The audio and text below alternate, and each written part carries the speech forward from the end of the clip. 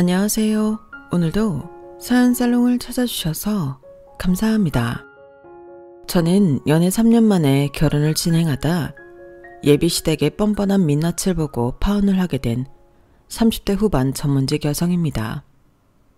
그리고 저랑 결혼을 할 뻔했던 그 남자도 다른 분이었지만 전문 직종에 종사하는 동갑내기였는데요. 처음엔 친구로 만나다 서로 좋은 감정이 생겨 연인 사이로 발전한 케이스였어요. 그러니까 알고 지낸 지는 7년이 조금 넘었는데 그중에 3년은 연인으로 지냈던 거죠. 게다가 알고 지낸 시간이 길었다 보니 마치 장기 연애라도 한 사람들처럼 서로가 서로에 대해 아주 잘 알고 있다고 착각 속에 살았는데요. 열길 물속은 알아도 한길 사람 속은 모른다고 제가 예비 남편에 대해 모르는 게 참 많더라고요. 한마디로 그놈은 결혼하면 절대 안 되는 놈이었거든요. 본격적으로 제 파혼 이야기를 시작하자면 제 파혼의 원인은 예비 남편이 들고 온 종이 쪼가리에서 시작되었어요. 그리고 그 전에 상견례 자리에서 예비 시어머니가 요즘은 남녀가 평등하고 남자 여자 할 것 없이 자기 일 하는데 굳이 옛날 방식으로 결혼할 거 뭐 있냐고, 남자가 꼭 집을 해갈 필요가 없으니 반반 결혼을 하자고 요구하셨는데 저도 저희 부모님도 그 생각에는 크게 반감이 없어서 그러자고 했어요. 어차피 저나 예비 남편이나 적지 않은 나이에 하는 결혼이었고 죽이 되든 밥이 되든 결혼은 우리 힘으로 하는 게 맞다고 생각하고 있었는데 예비 시어머니가 직접 저런 말씀을 하시니 오히려 반갑다고 생각할 정도였어요. 사실 이것저것 따지기 시작하면 피곤한 게 결혼이잖아요. 실제로 제 절친한 친구가 결혼 준비를 하다 하도 싸워서 파혼하기도 했는데 그걸 옆에서 전부 지켜본 제 입장에서는 오히려 이것저것 재지 않고 우리끼리 알아서 하는 결혼이 맞다고 생각했거든요. 그리고 이왕이면 반반 결혼이 부부 사이에도 뒷말이 나오지 않을 것 같았는데 그렇기 때문에 저는 더더욱 양가 부모님이 개입하지 않는 우리만의 결혼을 하고 싶었어요. 그러니 처음부터 반반 결혼을 제안한 예비 시어머니가 뭔가 생각이 깨어있는 어른처럼 보였는데 역시 저랑 잘 맞을 것 같다는 착각을 하기도 했었죠. 그런데 이런 제 생각을 보기 좋게 깨버리겠다는 듯 황당한 일을 겪게 되었는데 그게 아까 말씀드린 그 종이 쪼가리였어요. 상견례를 하고 보름 정도가 지났을까? 예비 남편이 자기 엄마가 저에게 주라고 했다며 웬 A4 용지 한 장을 주더라고요. 그리고 그 종이에는 빼곡하게 가구며 가전제품이며 심지어 디퓨저 같은 인테리어 소품까지도 적혀 있었는데 여기서 이상한 건 가전제품에는 하나같이 곱하기 3이라는 표시가 되어 있었어요. 그리고 그 가전제품들은 전부 제일 비싸다는 것들이었는데 청소기는 다이슨, 냉장고, TV, 세탁기 같은 대형 가전은 삼성 제품으로 냉장고만 해도 300만 원이 넘는 거였어요. 그럼 그것만 곱하기 3을 하면 900만 원이라는 건데 TV를 떡하니 85인치로 적어 놓았더라고요. 참고로 저희가 신혼집으로 받은 집 평수가 27평이었는데 27평 거실에 85인치 TV라니 말도 안 되는 사치였어요.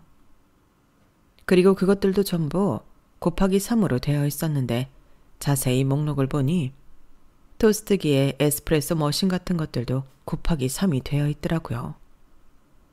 그래서 저는 황당한 얼굴로 그 종이를 다시 예비 남편에게 건네며 이게 다 뭐냐고 물었는데요. 예비 남편은 대수롭지 않다는 듯 자기 엄마랑 누나가 우리 혼수 목록을 정리한 리스트라고 하더군요. 저는 아무렇지 않게 말을 하는 그 남자의 태연한 태도에 화가 났어요. 그래서 대뜸 아니 반반 결혼이고 혼수는 우리가 사용하는 물건인데 왜 이걸 우리가 아닌 다른 사람이 정하냐고 따졌는데 자기 엄마한테 세뇌를 당한 건지 이렇게 말을 하더라고요. 살림도 살아본 사람이 잘 안다고. 엄마랑 누나가 경험이 있으니까 도움을 준 거지. 이거 알아본다고 엄마랑 누나 엄청 바빴어. 아니, 누가 해달라고 했어? 그리고 여기 곱하기 3은 뭐야? 이걸 왜 3개씩이나 사? 한두 푼도 아닌데. 아, 그거? 우리 엄마랑 누나네 가전제품이 연식이 오래돼서 우리 살 때 같이 사라고 표시해둔 거래. 이렇게 같이 사야 할인도 많이 받고 좋다고 하더라. 나는 잘 몰라. 아무리 몰라도 그렇지. 이런 걸 아무렇지 않게 가져오면 어떡해? 그리고 우리 반반 결혼하는 거 아니었어? 자기는 이렇게 크고 비싼 물건들이 우리 신혼집에 어울린다고 생각해? 여기 곱하기 3도 그래. 그럼 이 돈은 누가 내는 건데? 자기가 내는 거야? 아니면 할인만 받고 어머님이랑 형님이 내시는 거야? 뭘 또 그렇게 정색을 하고 따지냐? 나는 그냥 이거 갖다 주라고 해서 가져온 것뿐이야. 궁금하면 자기가 우리 엄마한테 전화해서 물어봐. 나는 그냥 심부름한 것뿐이라니까. 저는 그때부터 살짝 싸했어요. 예비 남편이 자꾸 우리 엄마, 우리 누나 하는 것도 거슬렸고 굳이 이런 수고까지 하며 혼수 목록을 리스트업을 한 예비 시어머니의 의정도 어느 정도는 짐작이 돼서 더 짜증났는데 그래도 상견례 때 당신이 하신 말씀이 있으니 이건 확인해 봐야겠다고 생각했죠. 혹여 제가 짐작하는 대로 이 혼수 목록을 저더러 장만하라는 거라면 그때는 싸우든 제가 할 것들만 정리하고 나머지는 예비 남편한테 네가 하라고 시키든 할 생각이었어요. 그리고 예비 시어머니는 마치 제가 연락을 할 줄 알았다는 듯이 이 종이가 뭐냐고 묻는 저의 질문에 대수롭지 않게 말씀하셨는데요. 그 종이 내가 생각을 좀 해봤는데 아무리 반반 결혼이라고 해도 예단은 받는 게 맞는 것 같아서 마침 우리 집 가전제품들이 오래돼서 바꿔야 하기도 하고 그래서 겸사겸사 우리 딸이랑 돌아다니면서 시장조사를 좀 해봤지. 너희 둘 다 일하라 결혼 준비하랴 바쁘잖아. 내가 니들 수고 덜어준 거야. 아니 마음은 감사한데요. 갑자기 예단이라뇨. 저희 반반 결혼하는데 예물이랑 예단은 생략하는 거 아니었어요? 어머 얘는? 나는 니들 결혼은 반반하라고 했지. 예단은 하지 말라는 소리는 한 번도 하지 않았다. 그리고 주변에서도 하나뿐인 아들 장가 보내면서 예단도 안 받았다고 하면 내가 얼마나 이상해 보이겠니? 너도 그래. 이상한 며느리 얻은 줄 알고 수군거린다니까. 그렇다고 형님네 가전제품까지 저더러 하라고 곱하기 3을 해놓으신 건 좀 너무하세요. 너무하긴. 너 요즘 예단 비용이 얼마나 하는 줄 아니? 그리고 우리 딸도 쉬는데 니들이 결혼하면 선물은 해줘야 하잖아. 그래서 그냥 같은 걸로 받는다고. 또 내가 땡땡 백화점에서 견적받은 건데 그 직원이 그렇게 한꺼번에 사면 할인도 많이 해준다고 하더라. 어머니, 아무리 그래도 이건 좀 아닌 것 같아요.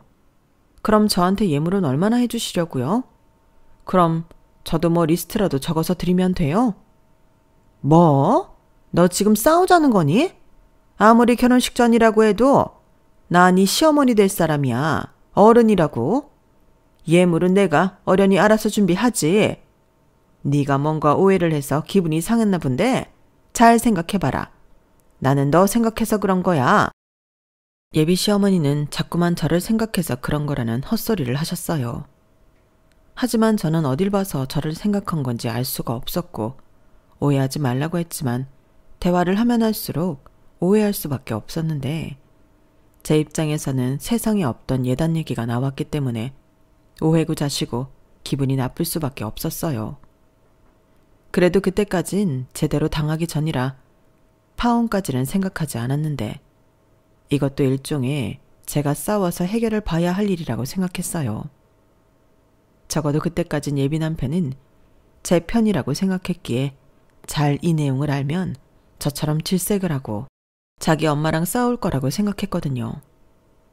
하지만 그건 제 허황된 바람일 뿐 제 말을 다 들은 예비 남편은 뭐가 문제인지 모른다는 얼굴이었어요. 자기 내 말 이해했어?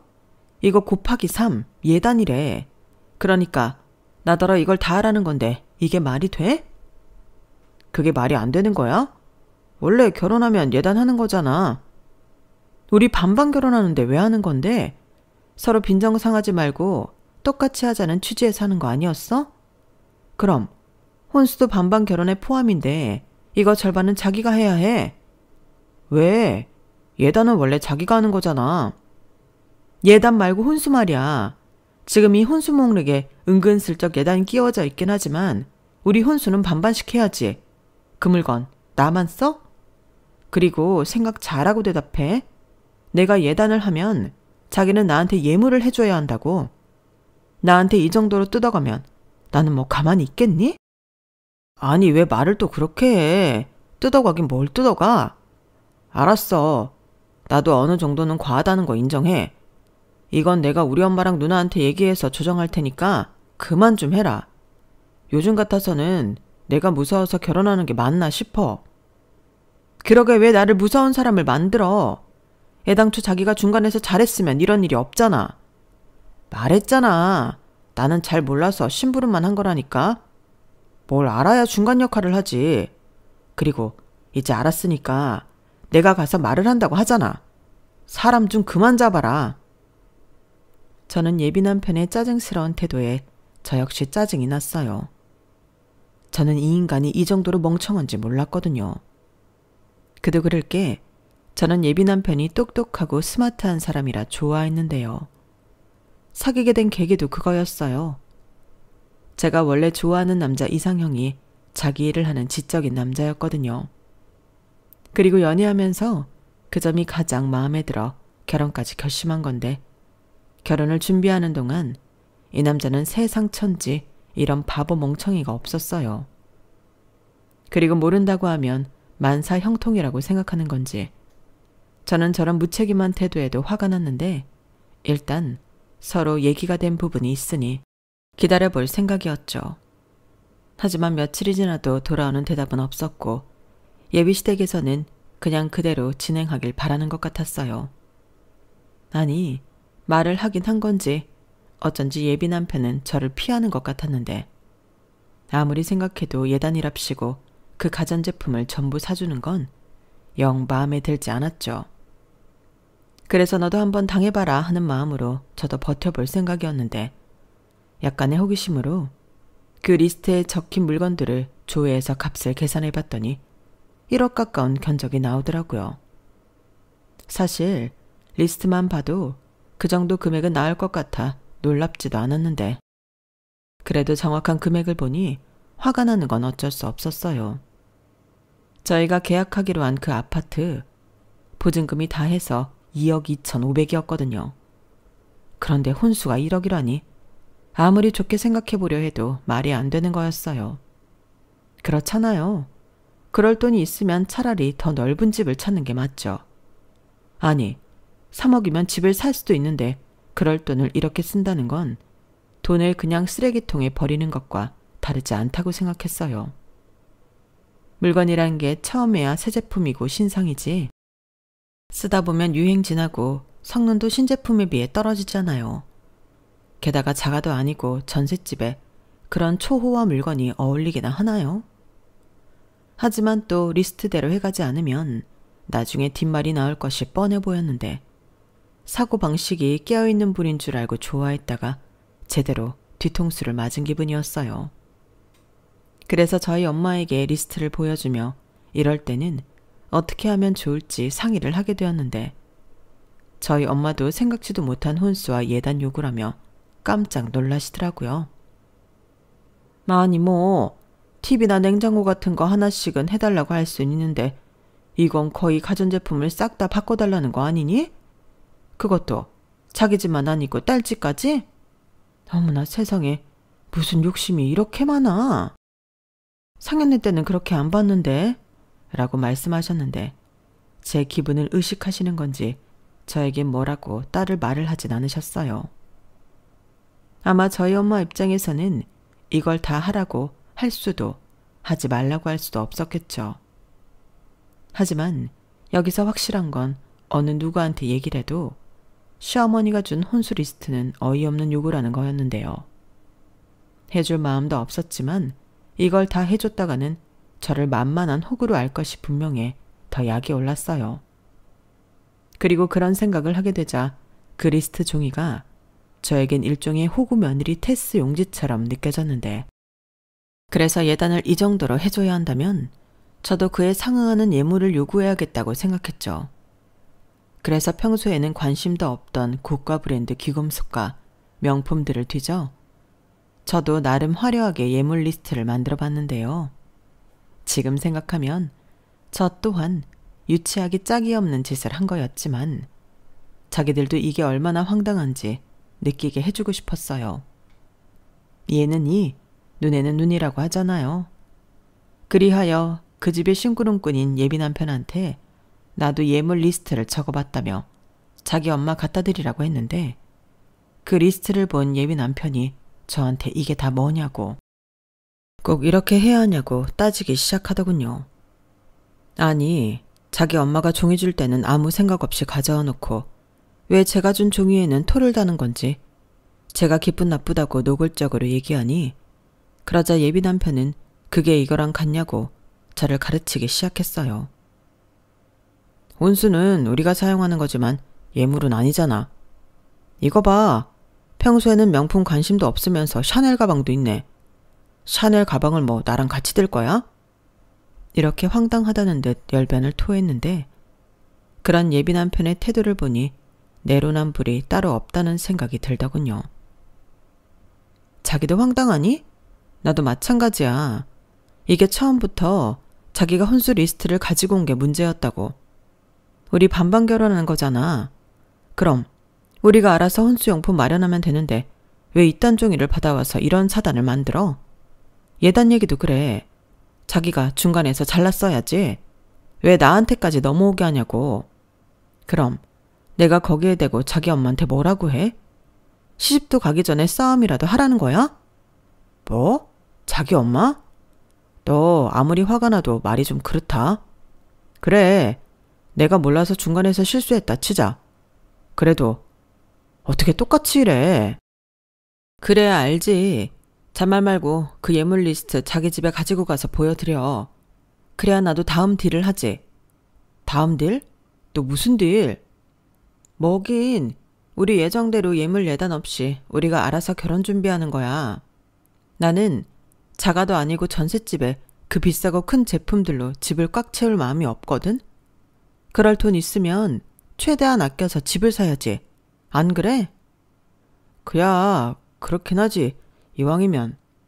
그러니까 그거 가지고 나서 제대로 말하라고. 기회는 이번이 마지막이야. 이번에도 나 실망시키면 그땐 끝이라고. 알겠어? 예비 남편은 그 이후 제 말에 입도 뻥긋하지 못했어요. 하긴 제가 좀 그때는 많이 감정에 격해서 말을 무섭게 하긴 했는데 자기도 생각이라는 게 있으니 제 말이 틀린 게 하나도 없다는 건 알 거라고 생각했죠. 게다가 계속 이렇게 하면 끝이라고 어깃장도 났으니 더욱 저한테 뭐라고 하지 못했던 것 같은데 그때부터는 예비 시어머니와 저의 본격적인 신경전이 시작되었어요. 아마도 예비 시어머니는 초장에 제 길을 꺾어놓고 싶었던 모양이더라고요. 상견례 때는 남녀가 평등하다고 하시더니 고부 사이는 상하관계가 그렇게 따지시는 건지 서로 잘 보여야 하는 그 시간에 감사하게도 예비 시어머니는 점점 당신의 밑바닥을 저에게 보여주셨어요. 결국 그런 당신의 행동 때문에 저라는 복덩이 며느리를 놓치게 되었는데 여기서 한 가지 제가 예비 남편과 예비 시댁에 알리지 않은 사실이 하나 있었거든요. 저는 어릴 때부터 참 돈을 잘 굴리고 모으는 데 소질이 있었어요. 희한하게 이렇게 하면 돈이 되겠다, 이렇게 하면 목돈을 모으겠다 하는 계산이 빨리빨리 되었는데 그렇다 보니 20대 첫 직장을 다니고부터는 꾸준히 돈에 관련된 공부를 하게 되었어요.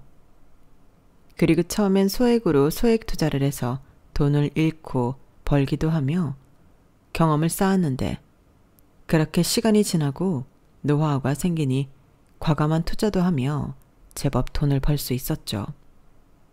그 때문에 연인이었던 예비 남편한테도 노출하지 않은 재산이 2억 가까이 있었는데요. 물론 처음부터 숨길 생각은 없었지만 주변에서 하도 돈에 대해서는 모든 걸 오픈할 필요는 없다고 조언을 해줘서 상대였던 예비 남편이 어느 정도를 준비했냐에 따라 결정하려고 했는데 일단 1년 정도는 오픈할 생각이 없었어요. 그 후에는 조금씩 투자 수익이라며 오픈할 생각이었는데 걱정하지 않았던 돈 문제가 결혼 전부터 발목을 잡으니 저는 제 결혼을 위해서라도 이 사람들의 댐댐이를 알아봐야겠다고 생각했죠. 그래서 그 첫 번째가 원하는 예단을 해주는 대신 예물을 어떻게 해줄 건지 그걸 알아보는 거였는데요.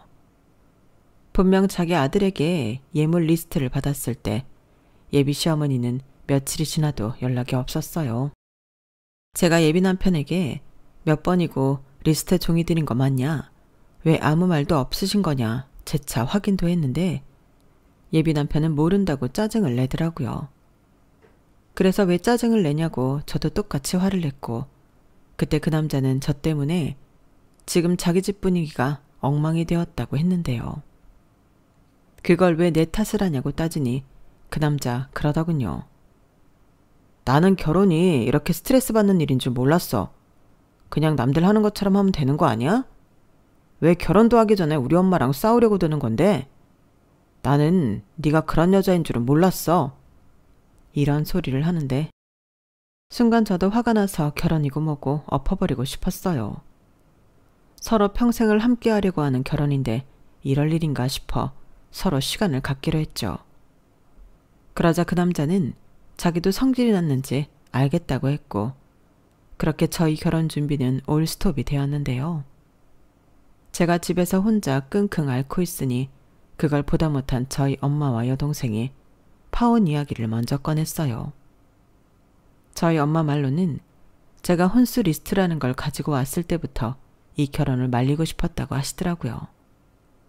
그런데 제가 그딴 리스트를 받았음에도 파혼 얘기를 하지 않아 제가 그 남자를 어지간히 좋아하나 보다 라고 생각해서 말을 못했다고 하셨는데 이렇게 끙끙 앓고 있는 모습까지 보니 도저히 안 되겠어서 여동생과 이야기에 파혼 이야기를 하게 되었다고 하셨어요. 아, 네가 뭐가 아쉬워서 그런 집에 시집을 가. 전에는 엄마가 아무 말도 못했지만 하나를 보면 열을 한다고 저렇게 자기만 생각하는 집에 시집가면 너만 고생해. 그래 언니야. 언니 너는 평소에는 엄청 똑똑한 척하면서 왜 그런 집 남자를 만났어? 그리고 그 남자도 그래. 마마 보이냐? 자기 엄마가 자기 욕심만 부리면 자기가 먼저 뭐라고 해야지. 장가를 누가 가는 건데? 언니 너 정말 그 집에 시집갈 거 아니지? 몰라. 지금 나도 머리가 터질 것 같거든. 이미 전셋집 계약도 했지. 사람들한테 결혼한다고 이야기 다 했는데 뭐부터 어떻게 수습해야 할지 모르겠다고. 어디 그뿐이야? 나 사람들 입에서 오르내리는 거 딱 질색인 거 알지? 파혼해봐. 얼마나 많은 소문이 퍼지겠어. 그런 생각을 하면 파혼도 쉽지 않단 말이야. 그리고 내가 먼저 파혼 얘기해봐. 집 계약금이랑 각종 위약금 내가 부담해야 할걸? 그러니까 언니 네 말은 남들 보기 쪽팔리고 돈 아까워서 파혼 못한다는 거야?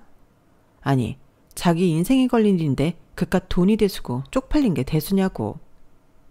그래 수연아, 이건 소연이 말이 맞다. 괜히 후회하지 말고 잘 생각해. 엄마는 이 결혼 안 했으면 좋겠다. 아빠도 마찬가지야. 엄마가 자세한 얘기는 안 했는데 너 힘들어한다고 하니까 그럴 거면 가지 말라고 하라고 했어. 저는 엄마와 여동생의 말에 순간 너무 자괴감이 들어서 힘들었어요. 나름 이만하면 괜찮은 사람이라고 결혼까지 결심한 건데 가족들까지도 뜯어말리는 결혼이라니. 내가 이렇게 사람 보는 눈이 없었나?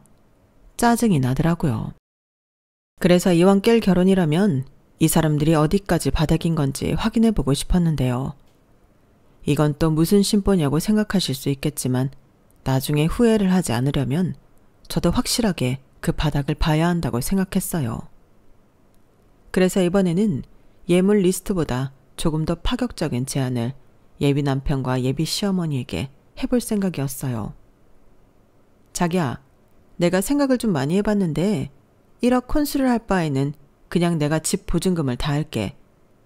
대신 계약자는 내 이름으로 하고 자기 돈으로 어머님이 얘기한 혼수하자. 자기 돈이니까 어머니 댁이랑 형님 댁에 가전하는 것도 뭐라고 하지 않을게. 정말?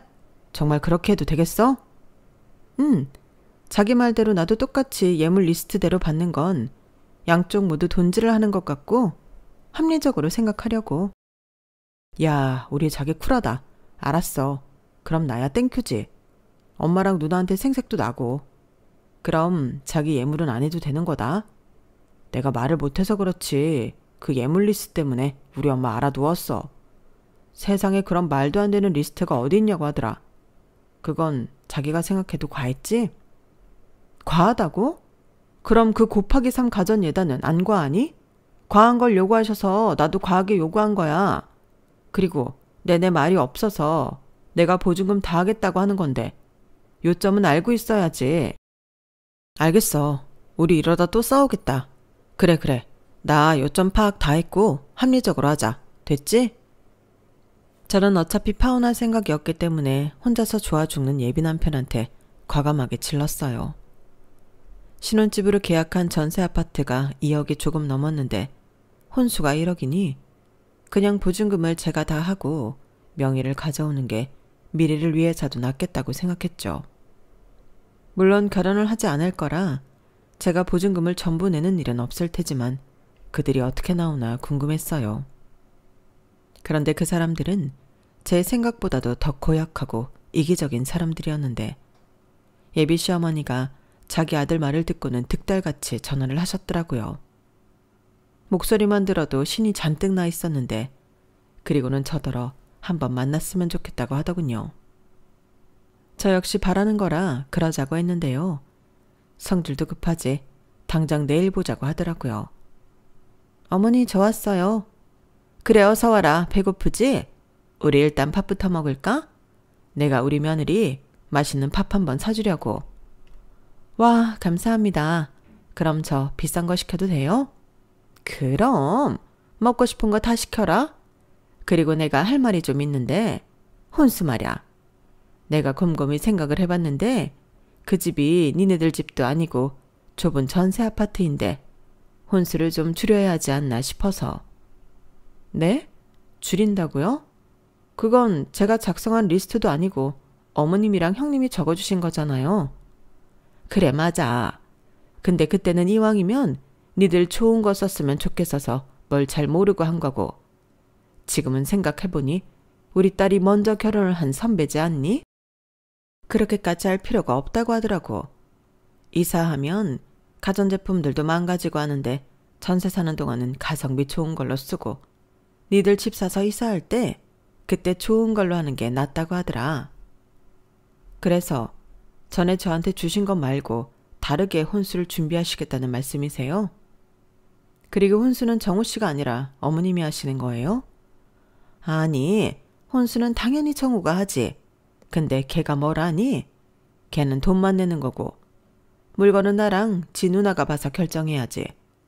그래서 내가 이것저것 해서 혼수 리스트를 다시 작성했는데 그럼 어머님 댁이랑 형님 댁에 들어가는 가전들은 어떻게 되는 거예요? 예단으로 받고 싶다고 하셨잖아요. 그것도 그냥 없던 걸로 하기로 했다. 너 예물 안 받는다며? 그럼 예단도 없는 거지. 그래야 공평하잖아. 어때? 글쎄요. 제 입장에서는 그게 좋은 건지 잘 모르겠어요. 전에는 저더러 준비하라는 거였고 지금은 입장이 바뀌었으니 오히려 정우 씨만 좋은 거 아닌가 싶어서요. 아우, 뭘 또 그렇게 꼬아서 생각하냐. 우리 아들이 하도 그건 과하다고 나한테 뭐라고 하니까 최대한 니들한테 맞추려고 그러는 거지. 그럼 어머님, 변경된 혼수용품 비용이 얼마인지 대략이라도 알 수 있을까요? 저도 1억 혼수 생각해서 보증금 다 한다고 한 건데 계산이 안 맞으면 그럴 필요가 없는 것 같아서요. 뭐? 아니, 계산을 아직 안 해봤는데. 그럼 리스트만 주세요. 제가 계산해 볼게요. 아니, 그게 말이다. 대충 한 1,000만 원 조금 넘는 것 같더라.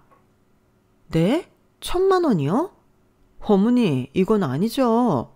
제가 집 보증금을 전부 다 하는데 1억 혼수가 1,000만 원이 되다니요. 어머님은 이게 반반 결혼이 맞다고 생각하세요? 아니, 네가 보증금을 다 한다며. 명의 주는 대신 그러겠다고 한 건 너잖아. 그야 혼수하는 돈이나 보증금 반이나 차이가 나질 않으니까 그랬죠. 그럼 제가 집을 아예 살 테니까 처음 혼수 리스트대로 하는 걸로 할게요.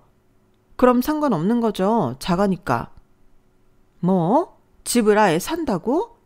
너 그럴 돈이 있니? 설마 괜히 자존심에 대출 끼고 그럴 거면 그럴 필요 없다. 그럼 살면서 내 아들이랑 같이 갚아야 하지 않니? 아니에요. 저 돈 있어요. 그리고 설령 부족해서 대출을 받아야 한데도 제 명의로 산 집이니 대출금은 저 혼자 갚죠. 원하신다면 각서라도 써드릴 수 있어요. 그럼 이제 전세 아니고 자가니까 예전 리스트대로 혼수하는 걸로 해도 되죠? 아니 또 뭘 그렇게나. 근데 너 정말 돈 있는 거 맞니?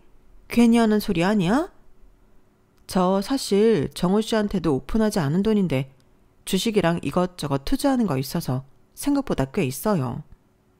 나중에 오픈하려고 했던 건데 어머님이 혼수를 그렇게나 줄이시겠다고 하니 말씀드리는 거예요. 못 믿으시겠으면 주식 계좌라도 보여드릴까요?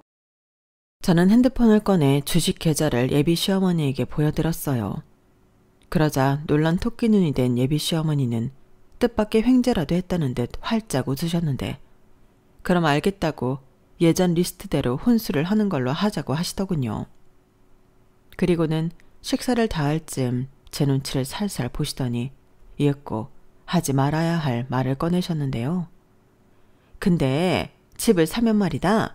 명의는 공동명의로 하는 게 어떻겠니? 어차피 결혼하면 같이 사는 집인데 남자 입장에서는 그런 걸로 은근히 기가 죽는 거거든. 명의가 뭐가 중요해? 같이 사니까 공동명의 하는 게 모양새도 좋지. 저런 말을 하시는데 정말이지 양심은 있나? 저도 모르게 피식 헛웃음이 나왔어요. 그러자 예비 시어머니도 제 반응에 조금 당황한 얼굴이었는데 자기가 생각해도 좀 뻔뻔했다는 걸 아셨을까요? 제가 웃음을 멈추고 빤히 당신 얼굴을 쳐다보니 그 아줌마는 제 눈을 피하셨어요. 그리고는 어색하게 계속 물만 따라 드셨는데 이젠 볼장 다 봤다는 생각이 들었죠. 언감생심 제가 집을 해오겠다고 하니 그 집을 공동명의로 하라니 정말 그건 생각도 못한 거였는데 저 아줌마의 욕심은 어디까지일까? 저런 집에 시집갔다가는 큰일 나겠다 하는 생각이 들었어요. 그래서 저도 물을 따라 마시고는 차분하게 파혼 이야기를 하기 시작했죠. 아줌마 아들도 실망이고 이렇게 욕심 많으신 분인 줄 모르고 결혼을 할 뻔했다고 이쯤에서 다 그만두자고 했어요. 뭐? 너 지금 뭐라고 했니? 결혼을 그만둔다고? 그럼 뭐 지금 파혼이라도 하겠다는 거야? 네. 아주머니처럼 욕심 많은 사람을 어떻게 시어머니라고 부르면서 살겠어요. 저도 주변에서 많이 듣기는 했는데 아들 장가 보내는 거지 본인 입속 챙기는 거 아니잖아요.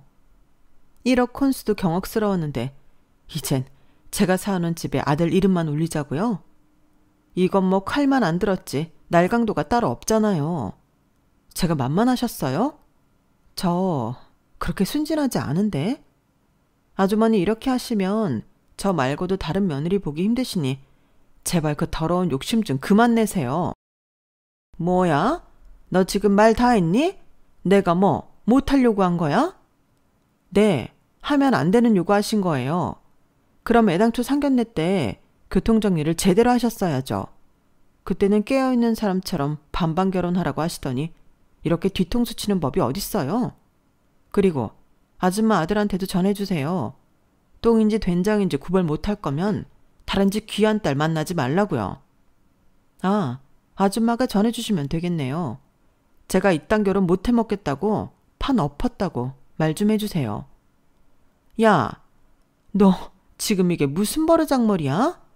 아이고, 저런 싸가지인 줄도 모르고 내가 너 같은 며느리를 볼 뻔했다. 파혼? 그래, 나도 바라는 바야. 내 귀한 아들 너 같은 거한테 못 주지. 내가 어떻게 키운 내 아들인데? 아, 그러세요? 그럼 잘 됐네요. 피차 바라는 쌍방합이니까 다른 말하기 없기에요. 그리고 이 밥은 아주머니가 사주신다고 하셨으니까 저는 그냥 갈게요. 잘 먹었습니다. 그럼 안녕히 가세요. 야, 너 거기 안 서? 돈 내고 가. 나 너 같은 거한테 돈 쓰기 싫으니까. 야! 야! 저는 잔뜩 약이 오른 그 아주머니를 뒤로하고 그 자리를 아주 여유 있게 빠져나왔어요.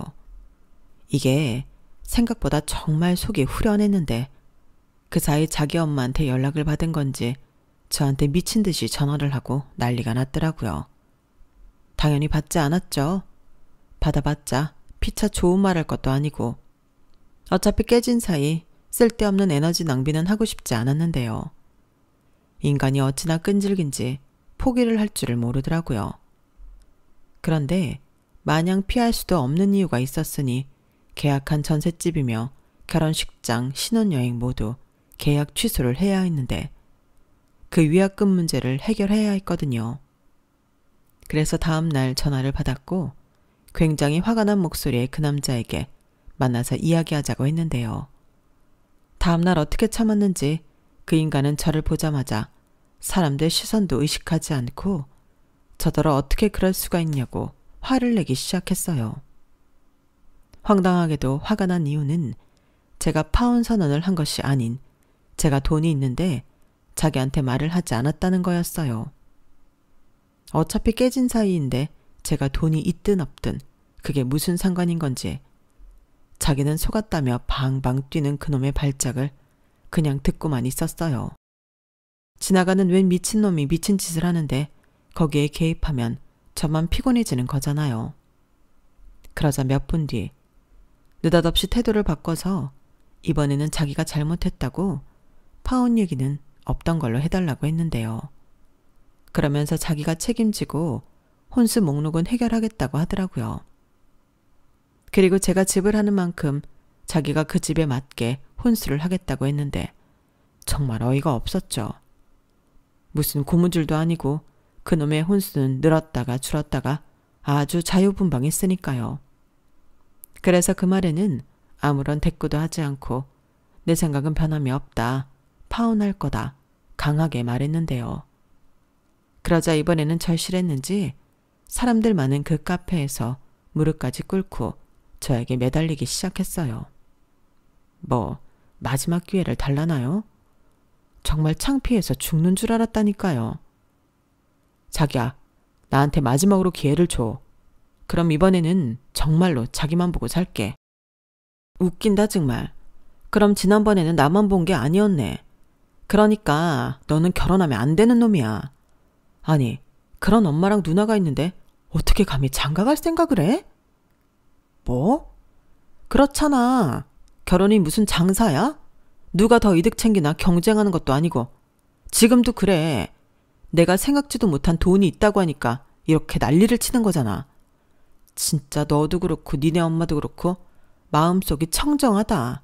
아주 그린벨트감이야. 아니 그거는 오해야. 오해? 그래 오해라고 쳐. 그럼 나는 그냥 오해하고 파혼할래. 이미 5만 정 떨어졌어. 다시 못 붙여. 하물며 한 명도 아니고 둘. 아니지. 니네 누나까지 셋이잖아. 내가 거기서 어떻게 사니? 그리고 네가 이렇게 다시 나한테 매달리는 이유? 내가 몰라? 꿈 깨. 수연아, 아니야. 아니라고. 나는 할 말 다 했다. 그리고 모를 것 같아서 알려주는데 기회도 줬어. 그리고 이렇게 된 데는 나보다 그쪽 과실이 크니까 각종 위약금 네가 물어라. 그 말 하려고 만나자고 했어. 야, 아무리 그래도 이건 아니지. 네가 파혼하자고 한 건데. 그러게 왜 사람을 못 살게 구냐고. 그러니까 파혼하자고 하지. 그럼 다시는 보지 말자. 다른 친구들한테도 가급적이면 얘기하지 말고. 나는 괜찮은데 소문나면 쪽팔리지 않겠어? 그럼 영원히 안녕. 저는 그렇게 말하고 열받은 그놈을 뒤로하고 집으로 불이 나게 돌아왔어요. 그러자 그 뒤에도 그놈은 저한테 끈질기게 전화하고 난리였는데 아무리 생각해도 위약금을 자기가 전부 낸다는 게 부당하다고 문자를 보냈더라고요. 부당하다니. 그런 말도 안 되는 혼수리트 가지고 올 때는 그런 단어를 몰랐나 봐요. 그리고 고민 끝에 저는 회사와 친구들에게 파혼 커밍아웃을 했는데요. 어차피 맞아야 할 매라면 빨리 맞고 시간이 약이다 하고 싶었어요. 그러자 며칠 동안은 제 이야기가 회사 내에 도는 것 같긴 했는데 신경 쓰지 않고 제 일에만 집중했더니 그것도 오래 가진 않더라고요. 금방 아무 일도 없었다는 듯 사람들은 저한테 관심도 없었는데 제가 괜한 걱정을 사서 했나 싶었어요. 대신 제 친구들은 달랐죠. 이유가 뭐냐부터 시작해 아주 궁금해 죽겠다는데 그래도 제 입으로 한 말이 있으니 마지막 그놈의 체면은 지켜줬어요. 물론 그놈이 사실과 다른 말로 제 체면을 구긴다면 그때는 아주 작정을 하고 떠벌려줄 준비가 되어 있었는데 그래도 한때 사랑해서 결혼까지 하고 싶었던 사람이었으니 그 정도 의리는 지켜주고 싶었거든요. 그리고 지가 생각해도 이건 지 무덤을 파는 거라 생각했는지 결혼 준비하는 과정에서 성격이 맞지 않아 파혼했다고 그럴싸하게 떠들고 다니는 것 같았는데 위약금도 다 물었겠다. 그 정도는 애교로 봐주기로 했어요. 제가 성격이 좋은 편은 아니긴 하니까요. 그리하여 저는 결혼 준비 2달 만에 파혼한 여자가 되었는데 다른 사람들도 마찬가지겠지만 가끔 저도 제가 파혼을 했다는 것이 신기해요. 파혼 혹은 이혼은 남의 얘기라고 생각했거든요. 네, 어쩌면 제가 결혼을 너무 쉽게 생각했을지도 모르겠어요. 그래서 다음에는 연애든 결혼이든 아주 신중하게 생각하려고요. 아직은 30대라 아무도 안 만나겠다 이런 말은 못하겠는데 대신 좋은 사람을 알아볼 수 있고 저 또한 좋은 사람이 될 수 있도록 노력하는 시간을 가져야겠습니다. 비록 파혼을 하긴 했지만 제 소중한 인생 파혼으로 구제했다 생각하고요. 혹시라도 파혼을 고민하고 계신 분이 있다면 저는 아니라는 생각이 조금이라도 들었을 때 그때 파혼하시라고 말씀드리고 싶어요. 정 때문에 혹은 손해볼까봐 망설이는 동안 가장 상처받고 스트레스 받는 건 본인이거든요. 제가 겪어보니까 그렇더라고요. 그러니 어떤 선택을 하시든 여러분들 본인을 우선시하는 게 좋을 것 같아요. 이 세상에 나보다 더 소중한 사람은 없잖아요. 내가 행복해야 나를 사랑해주는 사람들도 행복하다는 거 잊지 말기로 하고 제 사연은 여기까지입니다. 파혼 이야기가 꽤 길었네요. 지금 생각해도 그 남자뿐만 아니라 그 아줌마까지 참 별로인 인연인데 남은 제 인생에는 우연이라도 마주치는 일은 없었으면 좋겠습니다. 저도 다음에는 정말로 제 진짜 반쪽을 만날 수 있겠죠? 부디 그러길 바라며 지금까지 부족했던 책을 읽어주시고 들어주셔서 고맙습니다. 그럼 항상 몸과 마음 건강 잘 챙기시고 오늘 하루도 화이팅 하세요. 감사합니다. 여러분, 사연 댓글에 응원과 현명한 조언 부탁드려요. 좋아요와 구독은 저에게 큰 힘이 됩니다. 오늘도 좋은 일 가득하세요.